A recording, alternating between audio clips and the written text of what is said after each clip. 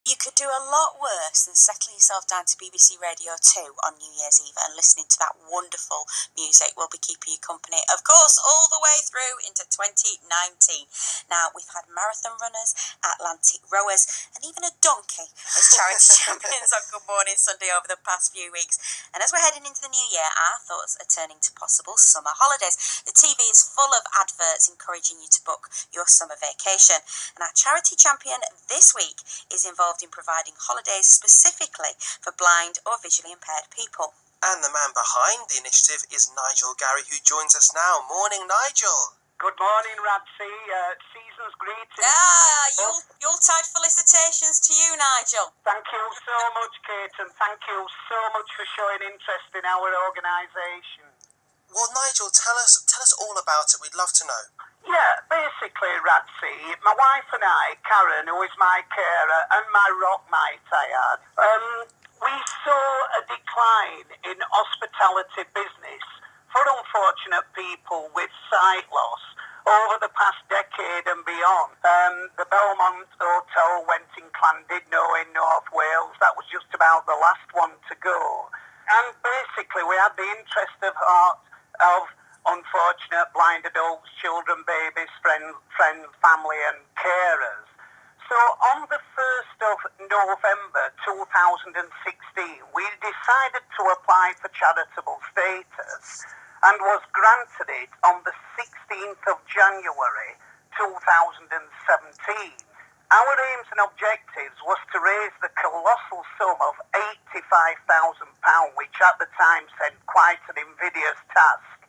But nevertheless, we achieved that target, and we achieved it 10 months ahead of schedule. And we're now the proud owners of a 14 by 42 foot, fully accessible and adapted static caravan at Lyons Holiday Park, Lido Beach, Prestatyn, in lovely North Wales. It is lovely, North Wales. I've been there many a time myself. Many a family holiday was in Tenby in South Wales, but I do love North Wales as well. Nigel, I understand that you lost your sight when you were 19. I did, yeah. I developed a condition called optic neuritis, inflammation on the main optic nerves that carry the messages from the eyes to the brain. The inflammation cleared away, but not without leaving the blood supply to the optic nerves cut off. And as a result of that, my optic nerves now are completely scarred that carry any messages from the eyes to the brain. And so what was the inspiration behind what you set up? The initial inspiration was, as I mentioned earlier, the lack of hospitality hotels specifically for blind and visually impaired. And so if we could now come on to the caravan, Radsey, outside facilities, we have an 8x6 enclosed spending area for assistance dogs, which is absolutely fabulous. We've put an 18-foot by 4-foot tactile walkway from the tarmac road, which meets the bottom of the ramp access, so that blind and visually impaired people can get the sense of direction, their orientation to the bottom of the ramp access. So the caravan's got a ramp access, it's got a wheelchair turning point, and basically anyone who comes to our facility with a visual impairment can find the way into the caravan. Once into the caravan, we've got an entertainment section.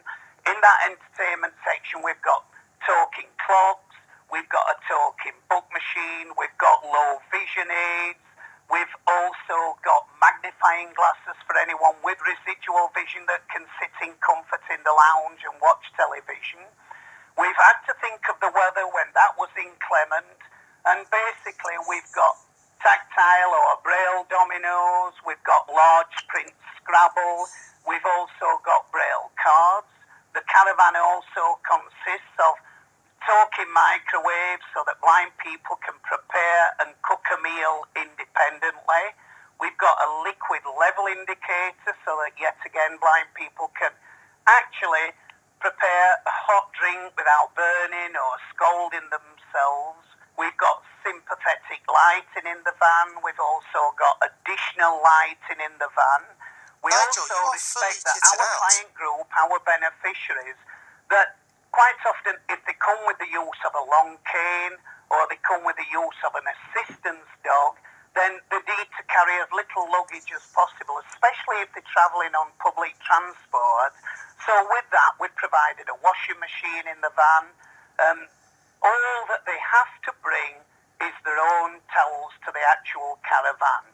The 14th of May saw us bring our first beneficiaries, and since that we've had 19 unfortunate people with sight loss from family, friends and carers, and the feedback we've had, Radzi, has been absolutely unbelievable. If people go onto our website at www.northwalesaccessibleholidaysforblindandvisuallyimpaired.org, we've got 6 absolute outstanding reviews on there, and that 6 could have been 16 out of the 19 beneficiaries that have enjoyed a week. So all that Karen and I want to do in our lives before we leave this earth is put smiles on unfortunate people with sight losses' faces. That is what we're about, and that is what we do. No one within our charity's wage. We run entirely by volunteers. Nigel, you haven't just put smiles on people's faces, you've changed people's lives. Thank you very much for such an incredible explanation, and what an endeavour. You, my friend, are a hero. It's so great to hear someone so passionate about what they do. Long may it continue, and here's to a great 2019 for that amazing charity. Nigel, Garry from North Wales Accessible Holidays for Blind and Visually Impaired here on Good Morning Sunday.